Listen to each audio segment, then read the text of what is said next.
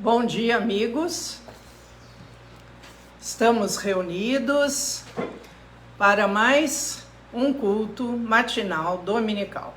Hoje, dia 9 de março de 2025.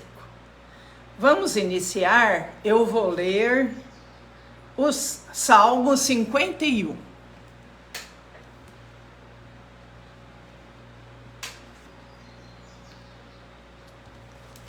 Confissão e arrependimento. Compadece-te de mim, ó Deus, segundo a tua benignidade e segundo a multidão das tuas misericórdias. Apaga as minhas transgressões.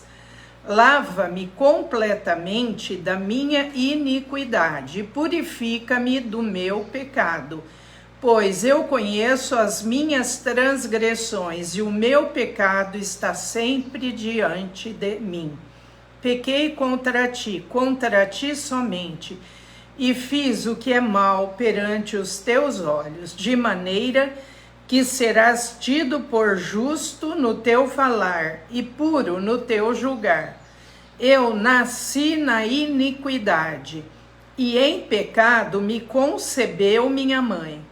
Eis que te comprazes na verdade, no íntimo e no recôndito me fazes conhecer a sabedoria.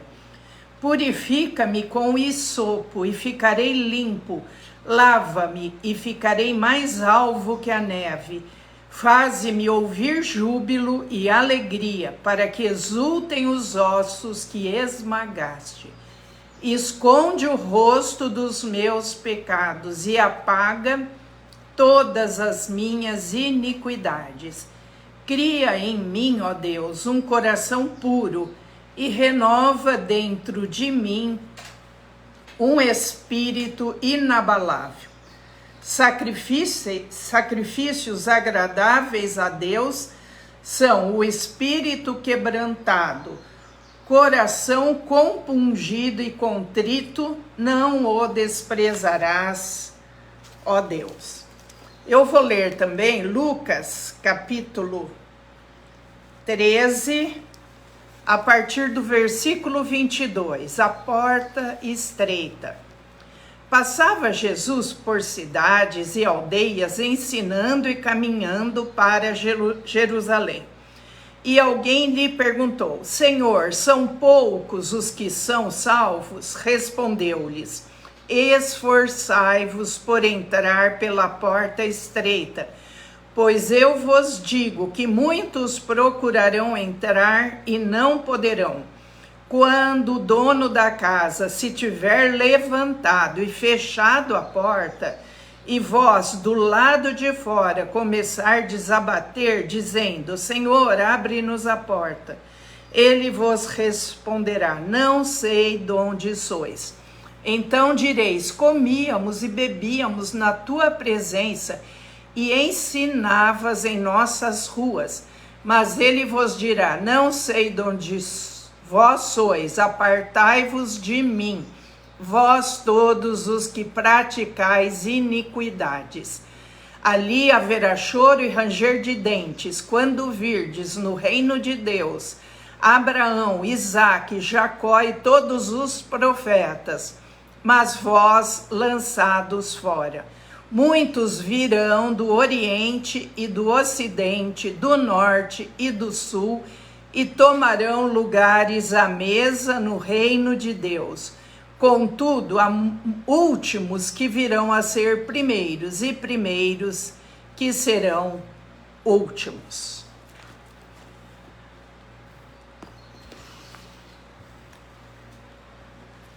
Nós vamos cantar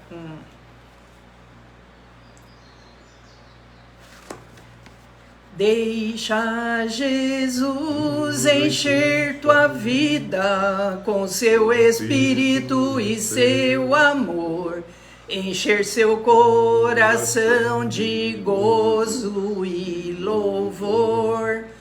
Deixa Jesus cuidar das coisas que te fazem infeliz e andarás do modo como a Bíblia diz. Ó Cristo, meu Cristo, vem em mim morar.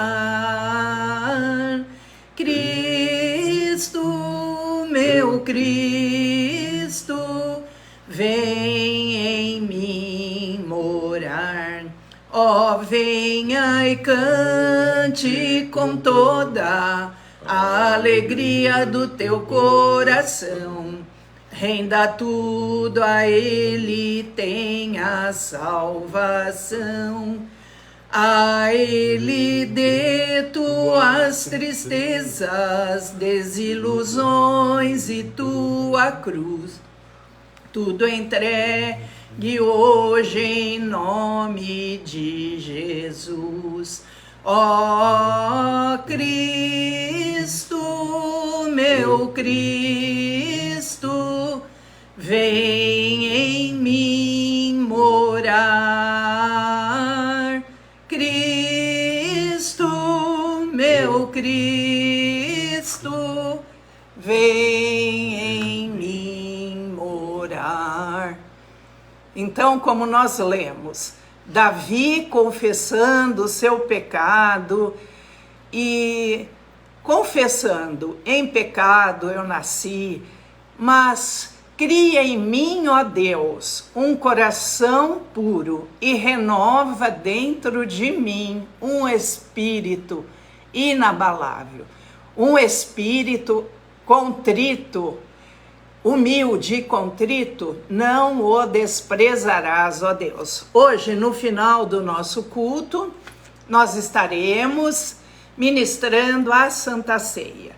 Então, é um dia de reflexão, de nós estarmos nos analisando, vendo, pedindo a Deus: Senhor, vê se há em mim algum caminho mau e purifica-me, Senhor.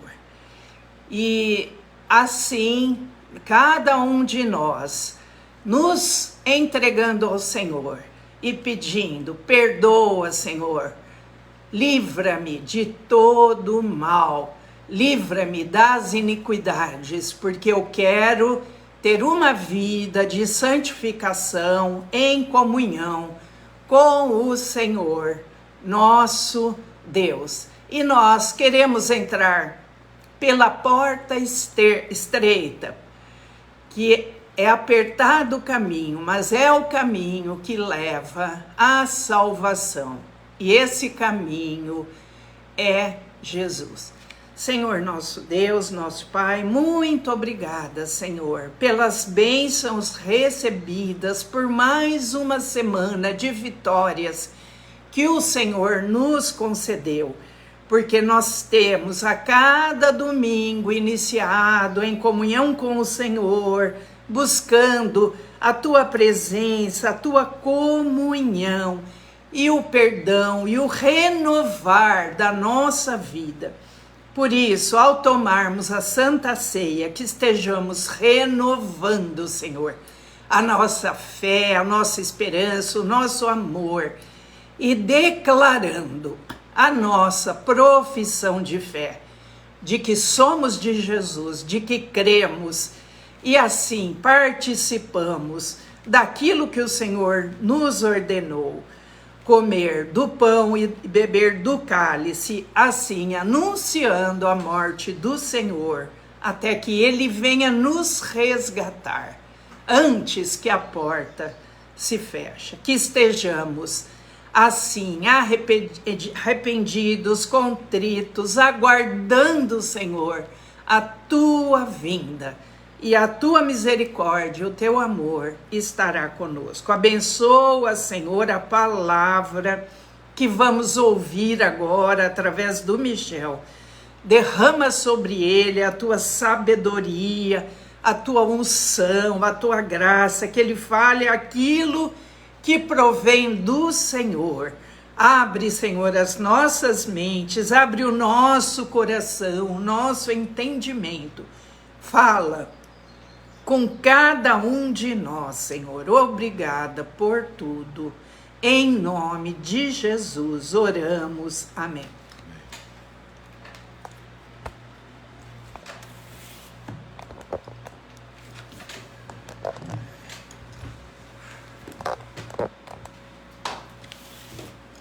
Cumprimentar os irmãos com a graça e a paz de nosso Senhor e Salvador Jesus Cristo, como a gente sempre faz aos domingos. Gostaria que os irmãos abrissem hoje o texto que está em Lucas, capítulo 15,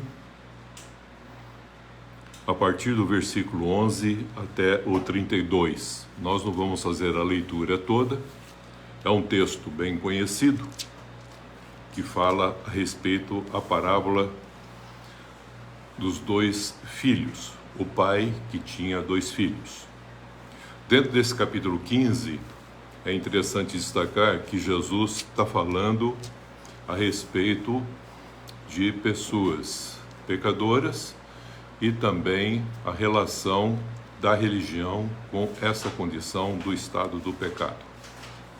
Aí ele fala da ovelha que é perdida, ele fala dos valores perdidos, e aí ele conta a parábola de um pai que tinha dois filhos. E é sobre esse tema que eu vou falar nessa manhã, sobre a autoridade e o amor do pai. Jesus Cristo, com essa parábola que está aqui em Lucas 15, sobre um pai que tem dois filhos, parece falar das duas gerações que nós já conhecemos, chamadas gerações adâmicas, que os filhos de Adão, os primeiros filhos, nasceram fora do paraíso e com a semelhança e a imagem de Adão, e não mais com a imagem e a semelhança de Deus. Então, nasciam com uma condição de pecado. E é sobre esses dois filhos que nasceram fora do paraíso, em pecado, parece que Jesus está falando, os quais precisam, todos eles, porque todos são pecadores, precisam conhecer não só a autoridade, mas também o amor de Deus como Pai. Caim e Abel, depois nós sabemos que em lugar de Abel, Deus deu para a mulher Eva um filho substituto numa geração de fé que foi Sete. Por causa do pecado, a gente já entendeu que eles não tinham consciência da sua origem, não tinham consciência da sua natureza, como eles tinham sido formados por Deus. E também eles não tinham uma condição de um propósito para viver uma vida em comunhão com Deus. E o que é interessante, sabemos que a fé é uma condição que vem pelo ouvir a palavra de Deus. Nós podemos então compreender o que aconteceu logo nesse princípio em Gênesis 4. Em Gênesis 4, o versículo 3 fala que os dois filhos de Adão e Eva, Caim e Abel, depois de um tempo, vieram e fizeram uma oferta para Deus. Parece que Caim não levou em conta o que seus pais falaram a respeito do estado e da condição que eles se encontravam, em função de como eles estavam e as promessas que Deus havia feito para eles a respeito de um Salvador, e também explicando para eles que eles foram cobertos, revestidos com a pele de um animal que foi morto, que deu a sua vida, um cordeiro, para fazer com que eles voltassem a ter comunhão com Deus e não vivessem afastados de Deus. Eles tiveram coberto a condição do estado do pecado. O pecado não havia sido tirado, mas coberto pela oferta que foi feito para que eles pudessem ter a reconciliação com Deus. Então Deus já estava revelando, no contexto da história, o livro do Cordeiro, que foi escrito, aonde nós precisamos entender que antes de fazer ou formar qualquer coisa, já estava definido o plano que Deus assim desejava fazer em relação com a humanidade que ele ia construir. Caim não levou em conta essa história que seus pais assim contaram para ele.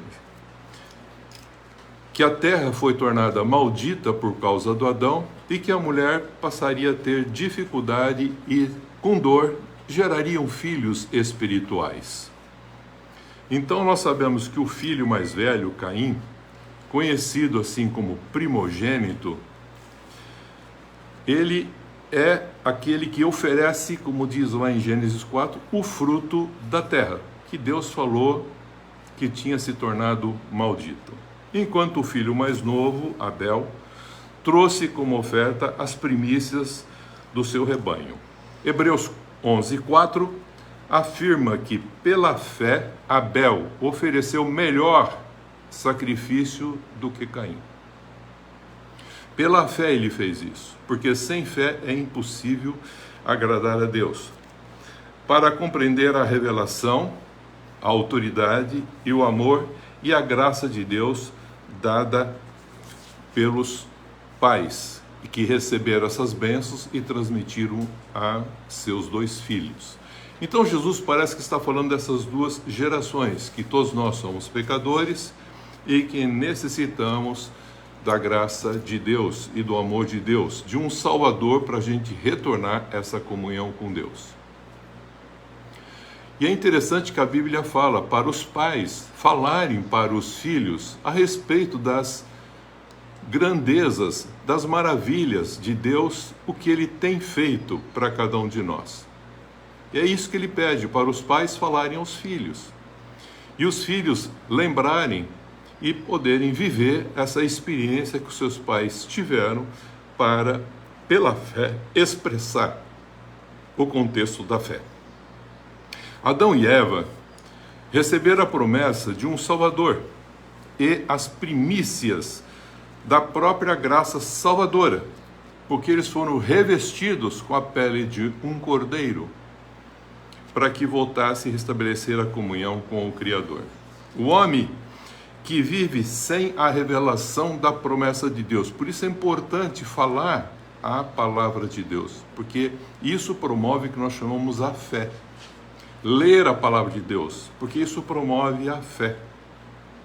E leva a pessoa a deixar de lado o que ela crê, crendice. E o que é interessante, leva a pessoa a ter comunhão com Deus, dependendo como ele discerne essa palavra, como também a viver sem a comunhão com Deus. E todo aquele que vive sem a comunhão com Deus é uma pessoa mal resolvida na terra, com crise de identidade. Então, é uma pessoa que geralmente vive, existe aqui, mas sem uma vida com significado. Semelhante ao filho mais jovem, que pede a sua herança, dons, talentos, valores que eles tinham, para viver a sua vida com o bem desejava e bem distante de Deus. Bem longe, um lugar bem longe de Deus. E Deus assim dá para ele, dá para esse filho o que ele está pedindo como a sua parte da herança. E diz que ele gasta essa sua herança vivendo de uma forma esbanjadora, até ele tomar consciência do seu estado e não encontrar respaldo nenhum para esse lugar que ele foi, chegando a comer comida de lavagem de porcos ou comida de porcos, cuidando até mesmo de coisas imundas e vivendo a área onde se encontrava a injustiça. Aí ele toma uma consciência do Pai. Na sua alma tem uma reminiscência mesmo com o pecado, porque ele tem no seu coração a eternidade colocado. Ele lembrou, falou, na casa do meu pai os servos vivem tão bem, como diz o texto aí, que eu falei que eu não ia ler, mas depois vocês veem, é bem conhecido. Vou voltar para a casa do pai. E preparou até um discurso, dizendo, quando eu chegar para o meu pai, eu vou dizer, eu não sou digno de ser chamado teu filho, trata-me como um dos teus servos. E Deus não permitiu ele falar isso. Diz que esse pai, amoroso, esperava a volta, o arrependimento desse que foi longe, distante. E o que ele fez? De braço aberto, recebe ele, recebe ele com alegria, pede para tirar aquelas roupas imundas, coloca uma nova roupa, um novo vestimento, coloca a condição de filho, isto é, um anel no dedo e uma nova forma de viver, sandálias nos pés, para que ele possa agora entrar num contexto de festa, e ele manda preparar um cordeiro cevado, para não só se alegrar com esse filho que estava perdido e foi achado, voltou a encontrar com o pai, e eles se alegram na casa do pai, isto é, se alegram voltando à comunhão com o pai. Então, o que mostra isso? Que a gente, para viver a vida longe da comunhão com Deus, independente, de forma individual, a gente acaba sendo frustrado com a nossa forma de viver, porque vive longe de Deus e sem a comunhão com Deus. A vida precisa lembrar que ela era para ser vivida em comunhão com Deus, de uma forma interdependente, para que a vida tenha sentido e significado. Se a gente vive distante, afastado de Deus, a vida não tem significado. Por outro lado, a vida não é para ser protegida e também salva religiosamente, como muitas vezes se pensa, vivendo na dependência de Deus como o filho mais velho, primogênito, que se contentava em ser apenas útil e de cumprir as obrigações legais, com a finalidade de ser reconhecido como um filho merecedor pela sua forma do seu comportamento. Porque nada é mais inútil do que ser simplesmente útil, legalista, de fazer aquilo que é obrigado, e não aquilo que é espontâneo em amor. E o que entende aqui, claro, é que esse filho mais velho, ele também, como o mais novo, não conhece o amor do pai, embora procura viver em relação com o pai, mas não em comunhão com o pai. Então, ambos os filhos dessa parábola, Jesus mostra que dentro desse contexto de pecados são pecadores, quer sejam os afastados de Deus, quer sejam os religiosos que procuram buscar a comunhão com Deus, ambos desconhecem Deus como Pai. Ambos conhecem Deus como Deus porque o pródigo voltou por interesse, porque no caso do pai tinha condições que ele queria. Mas falando do mais velho, a gente percebe que ele era revoltado com o pai, porque no fundo ele queria ser reconhecido. E o que é mais interessante, que a natureza que deveria ser santa já não é mais, porque ambos têm uma natureza pecadora. E eles não têm condições de entender esse Deus como pai, e apenas um Deus de poder.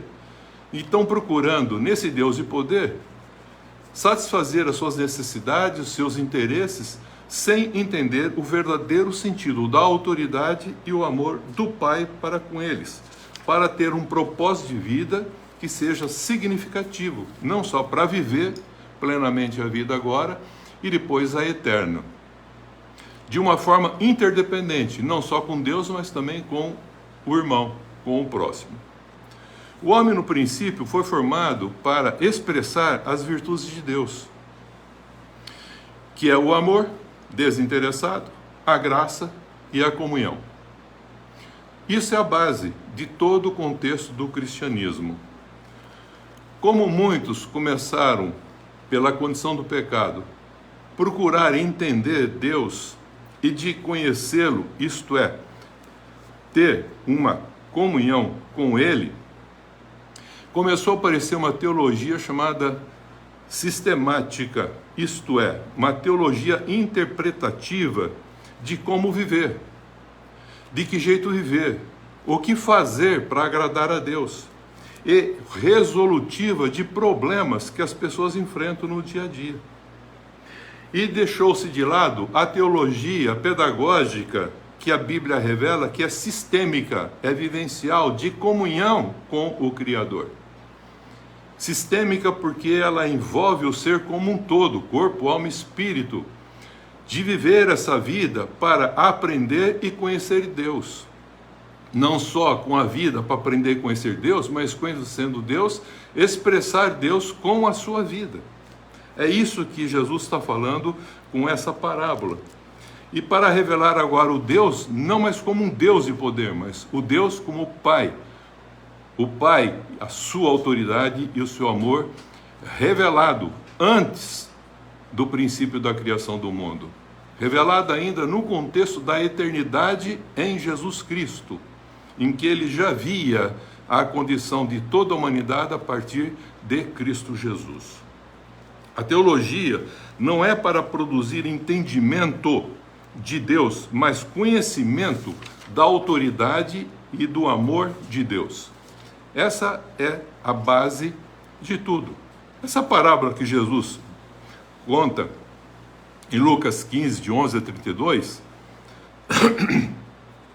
revela o amor de Deus Pai, que quer que todos se arrependam e voltam a ter comunhão, não só com Deus, mas também com o seu irmão. É o caso aqui do filho que estava longe, que voltou para o pai, e do irmão que estava na casa do pai, mas não queria receber o irmão, a comunhão do irmão, e muito menos a festa que estava dedicada a ele pelo arrependimento dele. É claro que Deus, nesse caso, como um pai, ele faz o possível para que esse filho mais velho também faça esse contexto do arrependimento em relação à condição do seu irmão, que voltou, que estava perdido e foi achado. E ele fala: alegra com a gente, vem estar com a gente. E ele questiona o pai, dizendo: para ele o senhor deu o cordeiro cevado, para mim o senhor não deu nem um cabritinho. Veja, ele queria ser reconhecido, mas ele queria usar o cabritinho não para ter a comunhão com Deus, mas para festejar com seus amigos. E quando ele voltou do campo, o mais velho, para a casa do pai, encontra o festejo, mas não fala com o pai por que tem essa festa. Veja como ele não tinha comunhão com Deus, tinha relacionamento, era um religioso. E ele não pergunta para o pai, ele pergunta para um criado: o que é que está havendo? Essa festa. Ele falou assim: o seu irmão, aquele mais novo, voltou. Ele falou: aquele cara que esbanjou a sua vida voltou e tem essa festa para eles? Aí o pai vai conversar com ele: entra na festa também, filho, vem estar, porque eu quero que todos se arrependam e venham aqui para esse contexto dessa comunhão, não só comigo, mas com os irmãos como um todo. Ele rejeitou: não quero a comunhão, que ele seja teu filho, mas eu não quero ele como irmão. É a pergunta que ele fez para Caim na época: onde está teu irmão, Caim? Quando ele não tomou, pelo contexto da primogenitura, por ser o mais velho e responsável pelos mais novos, porque a primogenitura recebe valores, heranças, mas também responsabilidade de cuidar na ausência do pai, do contexto da família. Sou eu tutor do meu irmão, ele diz. Deus pergunta: então o que você fez com o teu irmão? Ele falou: então agora eu vou fugir. Então ele tomou consciência do que ele não deveria fazer. Como primogênito, ele tinha que cuidar. Ele matou o seu irmão. Vamos entender um pouquinho isso, que o amor de Deus Pai, que é a essência da vida, ela se tornou agora de forma visível, evidente, na revelação da graça por meio de Jesus Cristo, seu Filho, para que todos os homens dessa geração adâmica agora, afastados da comunhão de Deus, quer sejam pecadores ou até mesmo aqueles religiosos que estão dentro desse contexto da iniquidade, possam voltar a ter uma comunhão com Deus e com os seus irmãos.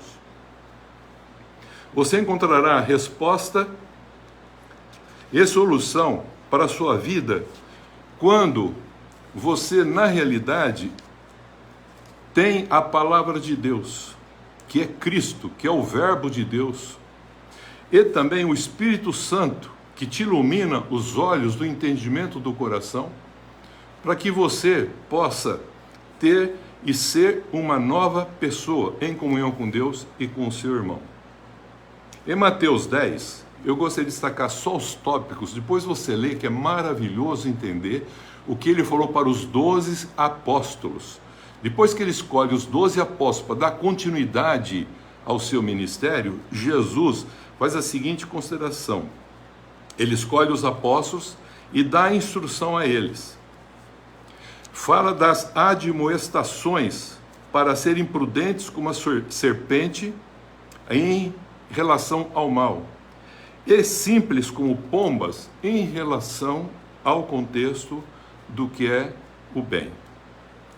Fala dos estímulos e das dificuldades que a pessoa tem que tomar cuidado para não viver para si mesmo, mas ter consciência do amor de Deus, que é revelada na graça em Jesus Cristo e se consuma na comunhão do Espírito Santo com Deus e com os irmãos. É sobre isso que ele está falando aqui a respeito dessas duas pessoas, dois tipos de genealogia: os que têm fé, os que não têm, os que creem, os que apenas vivem o contexto da terra. Ambos os filhos, o mais novo como o mais velho, o primogênito, desconhecem o amor do pai. Não conhece o amor do pai. Não tem comunhão com o pai. Você percebe nitidamente que ele conta a história, se alegra com os fatos de voltarem, mas ele não conclui o que aquele fez com a bênção recebida e não conclui também com aquele que se afastou. Mas ele continua explicando Lucas a respeito de como que tem que se comportar cada um, e a gente entende agora em Cristo Jesus o que ele está fazendo, porque Jesus Cristo, ele é o primogênito de toda a criação. E nós precisamos entender agora que o primogênito humano, geralmente, ele acaba pensando em si, nos seus direitos, nos seus privilégios, como a gente vê a descendência de Caim adâmica. Como ele vê esse filho mais velho que não quer nada com seu irmão, mas tem uma responsabilidade por ser primogênito.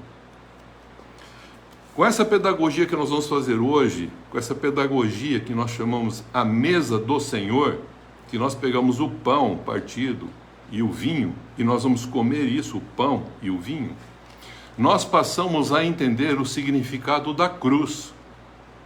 Se nós não entendemos a pedagogia da mesa, o que Jesus fez por nós, nós, se alimentando de Cristo, não vamos expressar com a nossa vida outra coisa, senão Cristo, porque falou: quem de mim se alimenta, por mim viverá, tem a vida eterna. Não tem vida mais para si, mas abandonou o contexto individual e passa a viver em função do outro. É isso que ele está ensinando. Então essa pedagogia da mesa vai nos ajudar a entender o contexto da cruz. Agora, por causa da cruz de Cristo, porque ele é o primogênito que abriu mão da sua primogenitura da criação, onde Deus criou todas as coisas por causa desse filho primeiro. E o que ele faz? Ele faz toda a criação em função desse filho. E o primeiro Adão, na sua forma natural, foi colocado com essa imagem e semelhança para dar continuidade a isso, e não deu. Por isso que ele fala a respeito do primeiro Adão natural, carnal, terreno, e depois ele fala do segundo Adão espiritual, celeste, e aquele que traz fé e vida. Por causa então da cruz de Cristo, você pode agora negar a si mesmo como ele fez, porque ele deveria ter todo o direito, ele abriu mão de todo o direito de divino que ele tinha, de unigênito Filho de Deus, preparado antes da fundação do mundo para ser humano. Deus já sabia o que tinha que fazer para a humanidade. E ele abre mão agora para negar a si mesmo, tomar a sua cruz, e agora ele pede para a gente fazer isso também. Negue-se a si mesmo, tome a sua cruz e me siga. Para expressar o quê? A autoridade e o amor de Deus. A autoridade e o amor desse Pai. Mas a gente fica focado em Deus e continua vivendo num contexto ou afastado de Deus, e só quando a coisa aperta vai procurar Deus, ou religiosamente dependente de Deus, sem entender a interdependência nossa com responsabilidade com Deus, em relação a tudo que é criado. Por isso que ele falou: cuida da terra, cuida do jardim, guarda ele, e se preserve da condição do próprio mundo. Após a morte de Jesus na cruz, os discípulos e apóstolos estavam desapontados, frustrados com a vida, nas expectativas que eles tinham de Cristo, totalmente frustrados. oprimidos, fechados na casa, com medo. Jesus entra lá, fala com eles, aconselha-os, come com eles. Também no caminho de Emaús, ele encontra 2 discípulos que estavam frustrados consigo mesmo, aquele Jesus que era o Salvador. E quando ele permanece, a mesa volta a dar o significado da cruz, o partir do pão. Tudo começou numa mesa, a traição não foi na cruz, a traição começou na mesa. E aí ele volta a dar o sentido da mesa, e ele, na noite que Jesus foi traído, ele parte o pão. Ele se dá. É isso que ele mostra. E os discípulos agora voltam a fundamentar a sua vida nessa fé, nesse propósito pedagógico que nós vamos fazer hoje, no pão partido, no partilhar do pão, e não no comer do pão, e no beber da vida, que é a essência da nova aliança que Deus faz em Cristo Jesus, não com o sangue de animal que cobre pecado, mas o sangue inocente do seu Filho que tira o pecado do mundo, tira o pecado da humanidade. Esses do caminho de Emaús, quando do partir do pão, reconheceram o sentido da cruz. O que é interessante também, Pedro voltou a comer com Jesus. Esse comer com Jesus, ele preparou uns peixinhos, e o que Jesus queria de Pedro? Ele perguntou: você me ama mais as pessoas que estão com vocês, esses discípulos, ou você me ama mais do que eles? Se você me ama mais do que eles, então cuida dos meus cordeiros, cuida das minhas ovelhas, cuida dos irmãos mais jovens. Por isso que Jesus falou: Pedro, quando você se converter, eu quero que você cuida dos irmãos mais novos, isto é, você, sendo o primeiro a se converter, vai ser um primogênito entre muitos irmãos, e você precisa cuidar deles, desses mais novos que virão. E eu quero isso, e para isso você precisa entender a autoridade e o amor do Pai Celeste. Diferente da primogenitura humana adâmica, eu quero fazer essa diferença que é muito importante, que se acha, e que ele que se acha o primogênito pensa em si, porque ele é formado, é cuidado, ele tem o foco de tudo em cima dele, ele que se acha um meio deusinho, esses filhos chamados às vezes primogênitos. Mas Jesus Cristo não usou a sua posição de filho legítimo de Deus, o unigênito de Deus, o único ser humano gerado por Deus e não criado, formado, mas gerado por Deus. Ele abre mão dessa condição de unigênito para ser o primogênito de muitos irmãos e cuida de todos nós como o primogênito da criação. O que é mais interessante, Jesus negou a si mesmo, se humilhou e aprendeu a obedecer, e manteve a comunhão com Deus como Cristo, e passou a expressar o Pai e o seu amor para com todos nós. Filipenses 2, de 6 a 8, explica bem isso para a gente entender. Jesus usou e valorizou a sua primogenitura para salvar, redimir e regenerar a humanidade e reconciliá-la com o Pai. Jesus Cristo é a imagem de Deus. Em Colossenses 1,15 fala que ele é o primogênito de toda a criação, é o primogênito.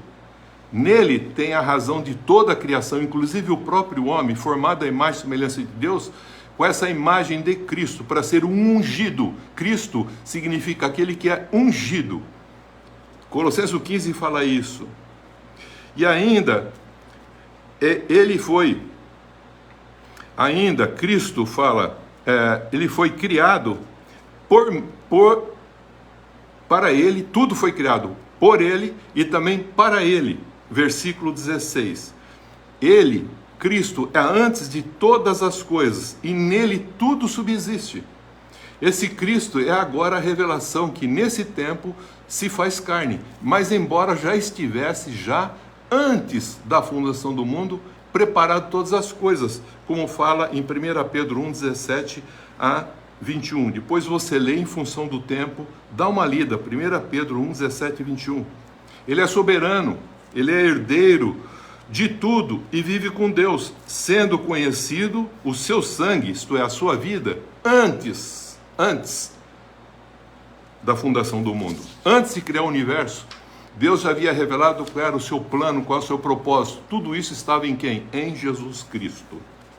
Diferente da primogenitura humana, adâmica, em que esse ser geralmente é orgulhoso, que tem o que ver com o meu irmão que se lasque, é o que se acha e pensa apenas em si, vive na terra e se preocupa como Caim com as coisas da terra, pôr nome na terra, construir na terra, ficar na terra, longe de Deus. Você vai percebendo que esse Cristo que vem do seio do Pai, na sua primogenitura, ele abre essa condição de ser o divino e se revela de uma forma humana e gosta de ser chamado Filho do Homem, que difere inclusive da condição do que Caim fez com o seu irmão. Onde está o teu irmão? Para Jesus ele nem perguntou, ele simplesmente vem e morre pelo irmão, mas não mata o irmão. Coisa que mata o irmão, e com inveja, está lá em Gênesis 4:8, é o que aconteceu com a descendência de um primogênito chamado Caim, que matou Abel. E a mãe dele, eu falei que ela ficou angustiada, porque a geração dos da fé tinha acabado.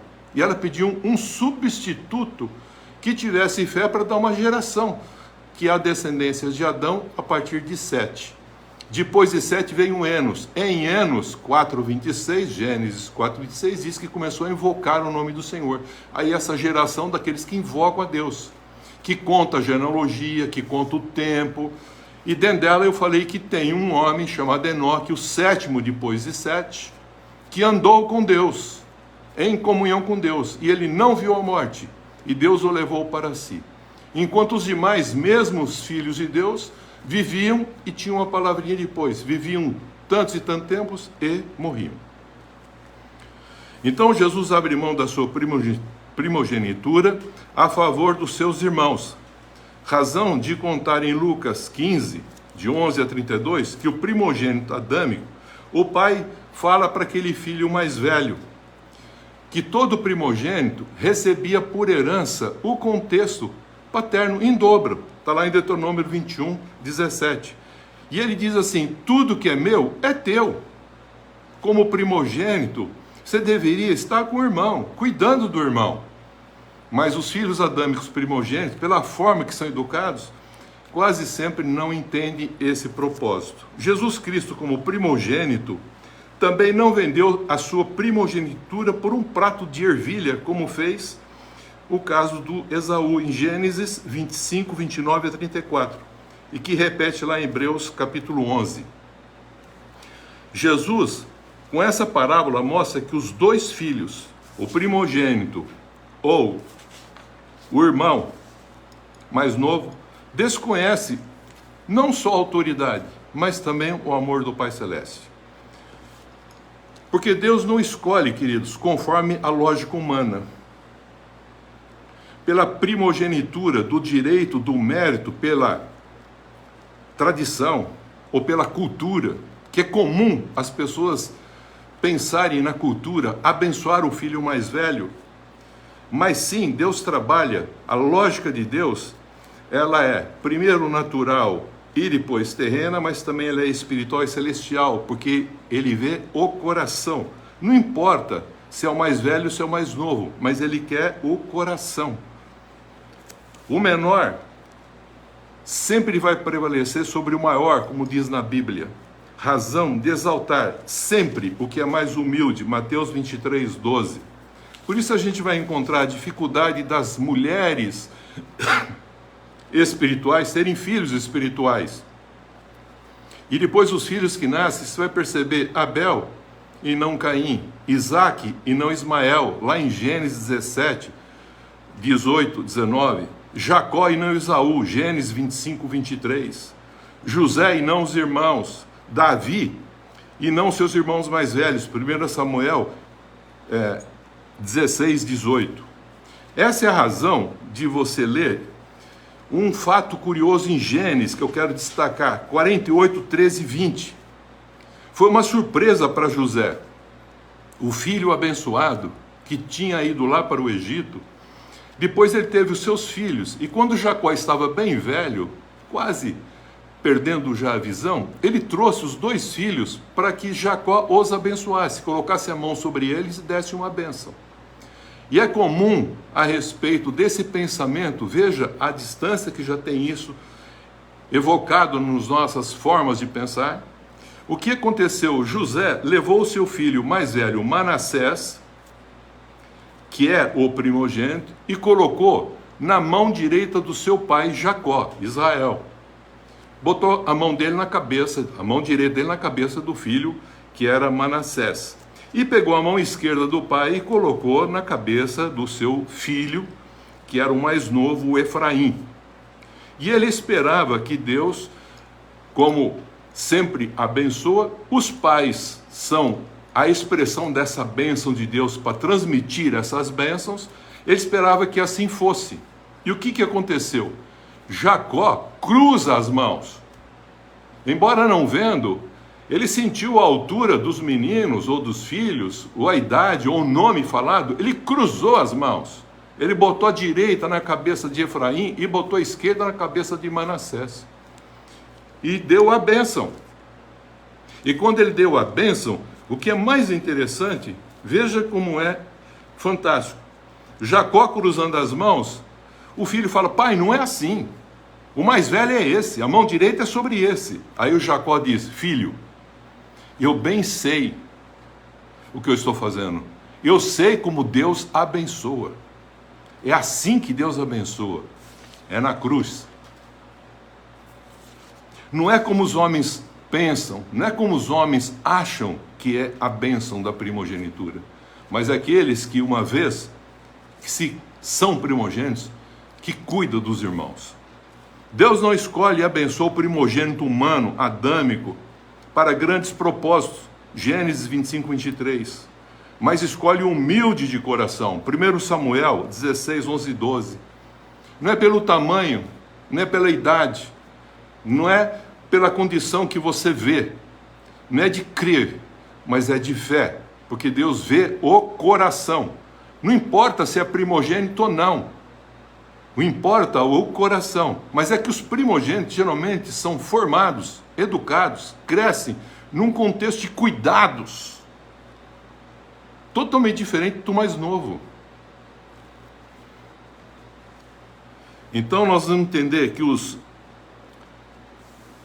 adâmicos, diferente do Filho do Homem, Jesus Cristo, o único Filho humano gerado pelo Espírito Santo de Deus, daí ele, o Cristo, Jesus é o Cristo, ungido, que se tornou, sendo o unigênito, o único Filho de Deus humano, se tornou o primogênito de muitos irmãos, porque ele já era conhecido na eternidade, queridos. Havia revelado que esse Cristo, primogênito de toda a criação, Colossenses 1,15, e o primogênito dentre os mortos, Colossenses 1,18, que venceu a morte e ressuscitou, ele faria com que agora todos aqueles que o compreendessem ou aceitassem pela fé, também seriam, por adoção, filhos e filhas de Deus, para expressar a autoridade e Deus como Pai. E não buscar Deus pelo seu poder, mas expressar Deus pelo seu amor e pela sua autoridade. Então, quando Deus libertou o povo de Israel, quero fazer essa diferenciação, não vou entrar na primogenitura, que é uma riqueza. Quando ele libertou o povo de Israel do Egito, ele poupou os primogênitos, não só de Israel, mas de toda a casa de Israel, inclusive dos animais. Todos os primogênitos relacionados com Israel, ele poupou, usando um cordeiro que morreu por eles. Veja, o livro da vida do cordeiro sendo revelado. Mas aquela casa onde não tinha o cordeiro, diz que o primogênito, todos os primogênitos, foram despojados, não deram continuidade naquele contexto terreno. Por isso que eu já disse e vou voltar a repetir, Deus, ele usa da misericórdia por 1000 gerações daqueles que o buscam. Mas ele busca aqueles que não querem nada com ele. Ele falou que ele busca a primeira geração, ele busca a segunda geração, e ele falou que vai a terceira geração desses, e vai até a quarta geração desses, porque ele é cheio de misericórdia, e ele espera que todos se arrependam. e voltam a ter essa comunhão com Deus. E agora o que ele manda fazer? Como os primogênitos morreram, ele falou: agora vocês me consagram todos os primogênitos de Israel para serem consagrados a mim. Isto é, em cada casa de Israel, todo primogênito seria um representante de Deus, que depois ele substituiu pelos levitas. Como não era um número suficiente, o que ele fez? Ele resgatou comprando e pagando. Eu não vou entrar nesse contexto agora, mas é uma riqueza para explicar isso. E aí é que começa o processo religioso. Porque aí começa o contexto religioso desses homens que vão delegando para os filhos uma responsabilidade de servir a Deus. E que nem todos assim fizeram na história, como a gente bem sabe. Então aqui ele manda consagrar o primogênito a Deus, Êxodo 13:2. O primogênito, eu quero só destacar aqui, dizendo que ele tem a regalia de receber tudo que é do pai, de cuidar dos irmãos mais novos e liderar com responsabilidade e na ausência paterna.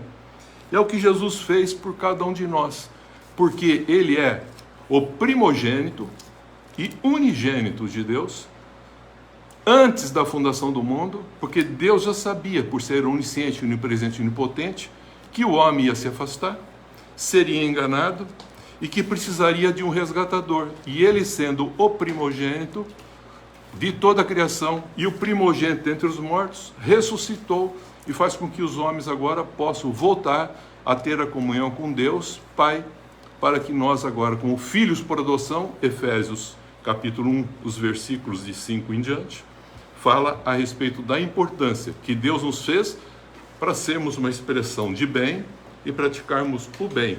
O homem se afastou e nós fechamos agora aquele pensamento que falamos de Apocalipse capítulo 22.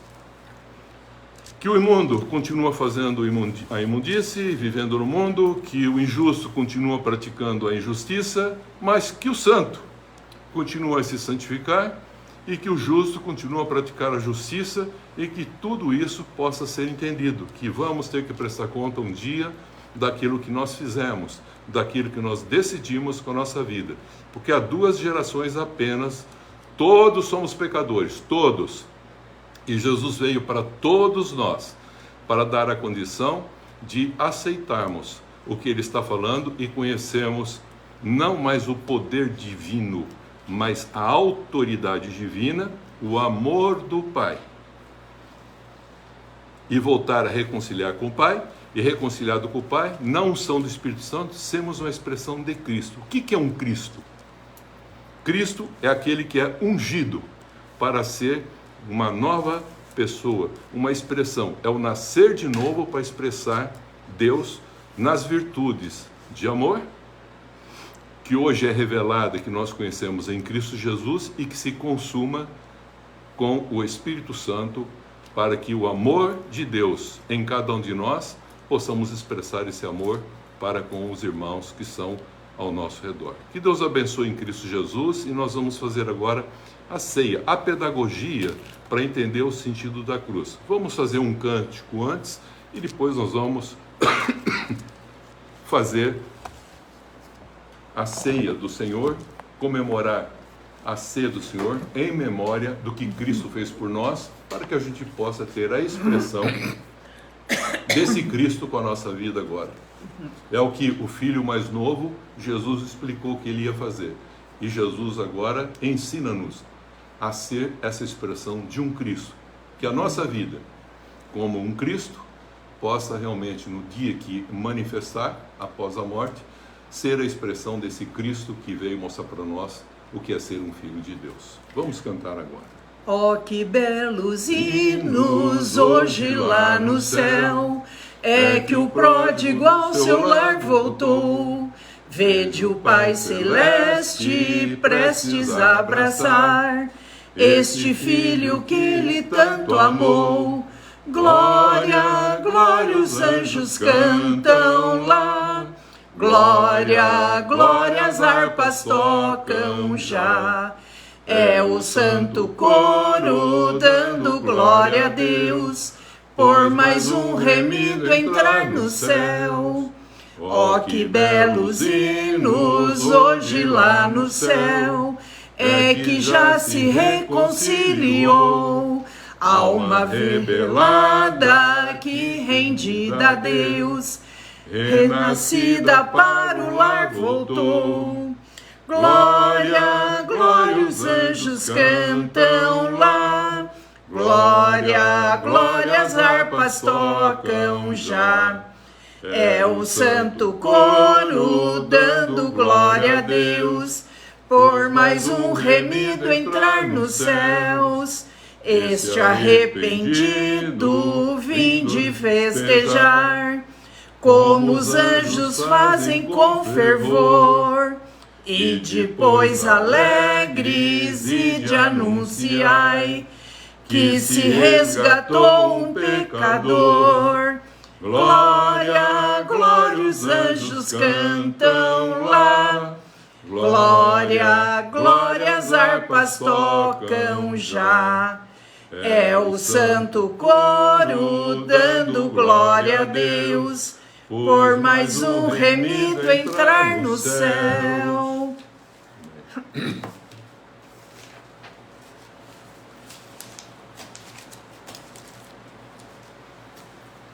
Queridos, nós vamos fazer o memorial que Jesus ensinou, está lá em 1 Coríntios, capítulo 11, 1 Coríntios 11, em que na noite que Jesus foi traído, ele tomou o pão e na mesa, quando ele estava comemorando a Páscoa, ele pediu o seguinte: disse, esse é meu corpo que é dado em favor de vós. E ele mostra realmente um pão partido. E ele revela ele se dando para que os discípulos assim se alimentassem dele, para expressar com a sua vida esse Cristo que veio mostrar para nós como é ser um filho de Deus por adoção. E ele, depois de abençoar o pão, ele diz: tomai e comei todos vós, esse é meu corpo partido em favor de vós. Isso ele fez para que a gente repetisse esse memorial e entendesse que fazendo isso não é o comer, é o partilhar a vida que ele nos deu, o que nós temos como talentos e tudo mais, para com isso expressar a glória de Deus com a nossa vida. Façamos isso para renovar esse Cristo em cada um de nós. Comamos com a certeza, convicção e fé do que nós estamos fazendo. Isso não é a comida, é o partilhar nossa vida como Cristo fez por nós, que a gente possa fazer agora pelos irmãos, em nome de Jesus. Façamos isso.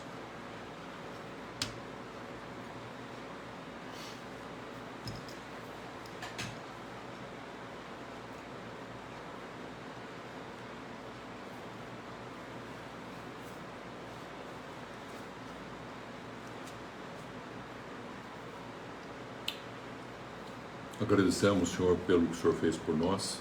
E João 6, o Senhor já revelou que isso que nós fazemos tem o significado da carne como sendo o Espírito que o Senhor deixa para nós. É o Espírito de Cristo em cada um de nós. E ele diz: alimentados assim com o Espírito de Cristo, esse pão, eu gostaria que vocês agora recebessem o cálice da nova aliança. E esse cálice da nova aliança é o meu sangue derramado em favor de vós. É a vida que eu deixo para vocês. Não só a vida eterna, mas uma vida plena agora. Tomai todos vós. Pegue a vida. Está aqui, Denise. Esse sentido que ele está fazendo, ele diz, é uma nova aliança. Aliança no meu sangue. Aliança eterna. Essa aliança que ele veio não para cobrir pecados, mas tirar os pecados. E que a gente faça agora e que a nossa vida tenha a condição e o poder de expressar com a nossa vida agora esse Cristo. Que a nossa vida que é Cristo possa ser manifestada e renovada agora ao bebermos isso pela fé. Em nome de Cristo Jesus. Façamos isso.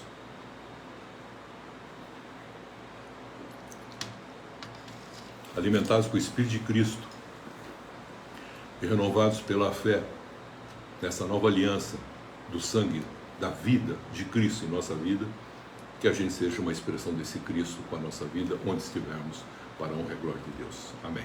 Senhor nosso Deus, nosso Pai, nós te agradecemos, porque pudemos nos alimentar, Senhor, espiritualmente, com esse pão, com o Teu Espírito Santo em nós, e com esse vinho, a Tua vida em nós, a Tua vida que nos renova cada dia, cada manhã, o vinho da alegria, porque nós queremos viver uma vida plena, em comunhão, em santificação, em alegria e na paz que só o Senhor Jesus pode nos proporcionar. Amém.